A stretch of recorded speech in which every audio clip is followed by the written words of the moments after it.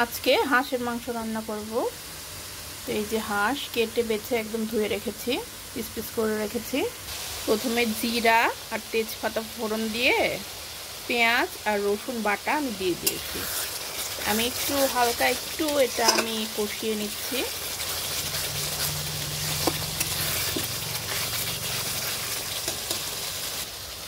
এর মধ্যে কাঁচা জিরা আর এই যে শুকনা মরিচ বাটা আমি দিয়ে দিলাম।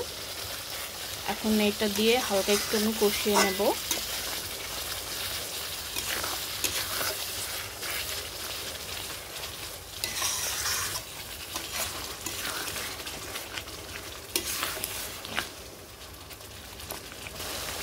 এর মধ্যে আমি এই যে গোটা রসুন দিয়ে দিলাম, হালকা একটু জাস্ট কষিয়ে নেব আমি।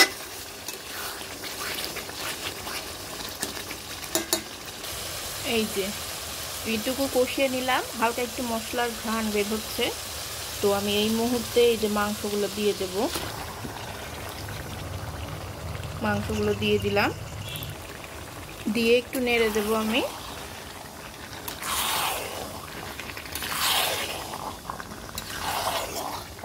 বিশাল সাইজের একটা হাঁস,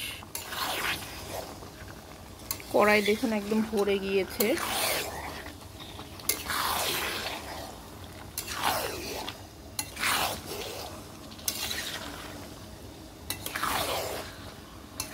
আমি এটা হালকা মানে কি এখন মানে কষাতে থাকবো।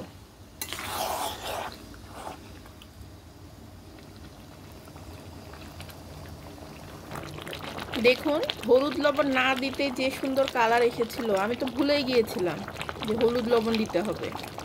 তো এই যে লবণ আর এই যে হলুদ দিয়ে দিলাম।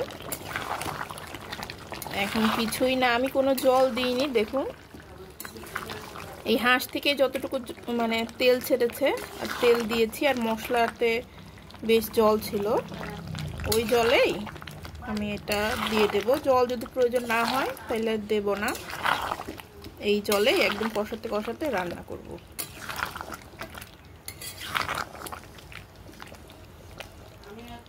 দেখুন কি সুন্দর কালার এসেছে রান্না না হতেই।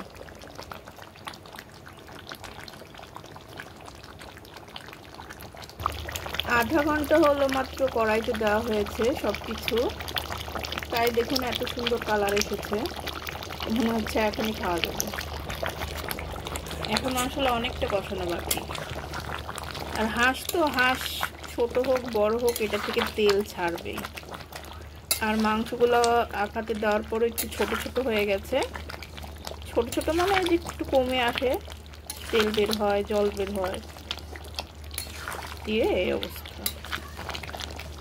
এক্সট্রা কোনো জল মনে হয় না অ্যাড করতে হবে। এই মশলা আর এই তেলের মাংসের যে জল বা তেল, এটা দিয়ে রান্না হয়ে যাবে। এক্সট্রা কোনো আর জল আমি অ্যাড করবো না, এইভাবেই শুধু কষাতে থাকবো। দেখুন মাংস এই যে এই পর্যায়ে কষানো হয়েছে। এখন আমি আলুগুলো যেহেতু ভেজে নেইনি, এই জন্য আমি আগেই দিয়ে দিলাম। এখন আলুগুলো দিয়ে সুন্দর করে কষাতে থাকবো।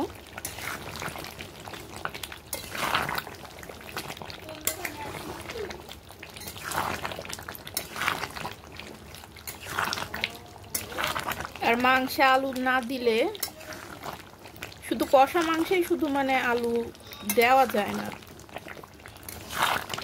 আর তাছাড়া যে কোনো মাংসে আলু তো দিতেই হবে। আর মাংসের আলু এত মজা লাগে খেতে। খুব একটা বেশি দিলাম না আলু, মোটামুটি দিলাম।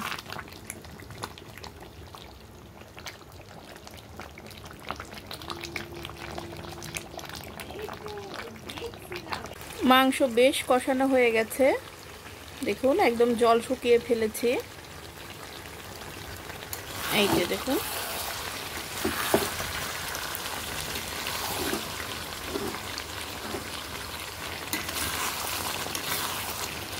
একদম কষা কষা করে ফেলেছি। এভাবে খেতেও বেশ লাগতো, তবে আমি একটু জল দিয়ে ফুটিয়ে আর একটু সেদ্ধ করে নেব। কষা খেলে এই পর্যায়ে নামিয়ে নিলেই হবে। দেখুন বেশ সুন্দর মাখো মাখো হয়েছে। এই যে আমি জল অ্যাড করে দিয়েছি। এখন 8-10টা বলক দিয়ে নেব।